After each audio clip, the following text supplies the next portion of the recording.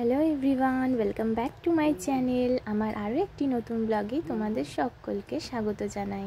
আজকে হলো বুধবার 14ই মে। আজকে সকালবেলা থেকেই ভিডিওটা স্টার্ট করছি। সকালবেলাতেই স্নান হয়ে গেছে আমার। আজকে শরীরটা একটু খারাপ, ভালো লাগছে না, কেন জানি না। তা সেই জন্যই সকালবেলাতে একটু ঠান্ডা ঠান্ডা জলে স্নান করে নিয়েছি, গরমের জন্যেই। আঁচলটা আমার চোখের মধ্যে লেগে গেছে। তো তোমাদের একটা জিনিস দেখানোর জন্য ভিডিওটা স্টার্ট করলাম। আমার তো শসা গাছ লাগিয়েছে আমার বাপি।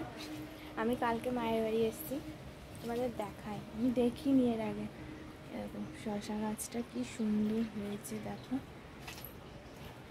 ফুলও এসছে শসা গাছে। দেখো ফুলগুলো দেখতে পাচ্ছ, ফুলও এসছে,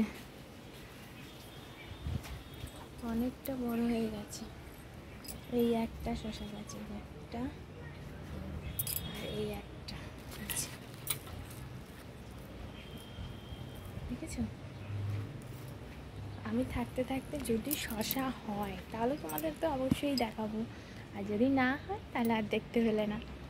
ভাল লাগছে না? কি সুন্দর চারিধারে সবুজ। আর এই যে এই গাছটা দেখছো, এই গাছটা হলো শিউলি ফুলের গাছ। শিউলি ফুলের গাছ এখন অল্প হয়, বেশি হয় না শিউলি ফুল। তো টাটা, এইটুকুনি ভিডিওটা তোমাদের এই গাছটা দেখানোর জন্য আমি দেখালাম।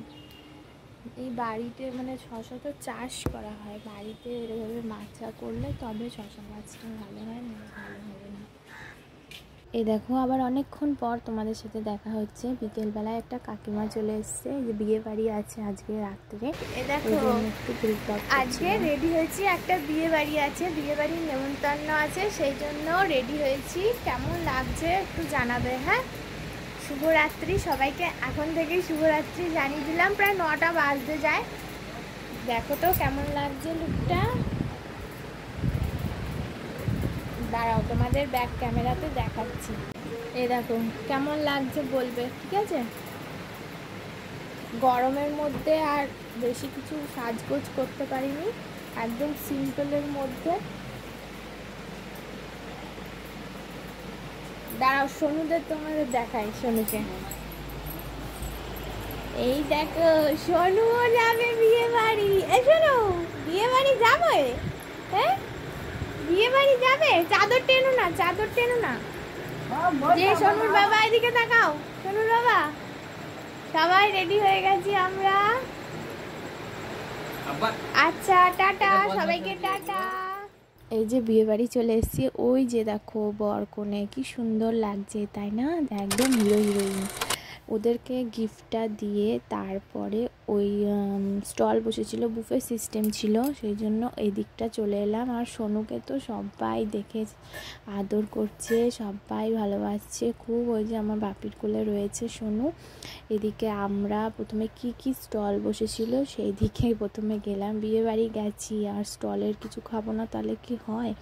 ওদিকে স্টলে সব মানে নিরামিষ আইটেম ছিল। পকোড়া ছিল, পনির পকোড়ার মধ্যে আমি চাউমিন নিয়েছি এবং পনির পকোড়া নিয়েছি।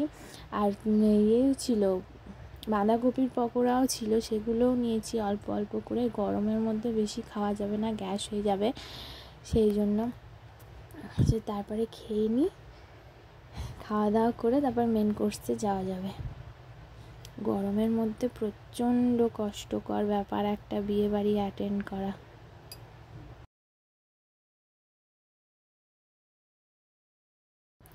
এই যে তারপরে আবার এদিকে খাবারের জায়গাতে, এখানেও বুফে সিস্টেম, খাওয়া দাওয়া আমাদের হয়ে গেছে। সোনুকে বাপি ধরেছিল, আমরা খেয়ে নিয়েছি, তারপর এখন বাপি খাচ্ছে।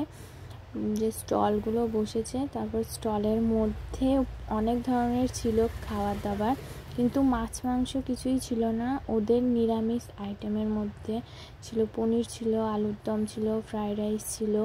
তারপর এদিকে সব দেখাশোনা করে এবার বাড়ি যাওয়ার পালা। কতগুলো ফটো তোমাদেরকে দেখালাম। ভালো লাগলে অবশ্যই আমার চ্যানেলটিকে সাবস্ক্রাইব করে পাশে থাকবে। টাটা, আজকের মতো এখানেই রাখছি।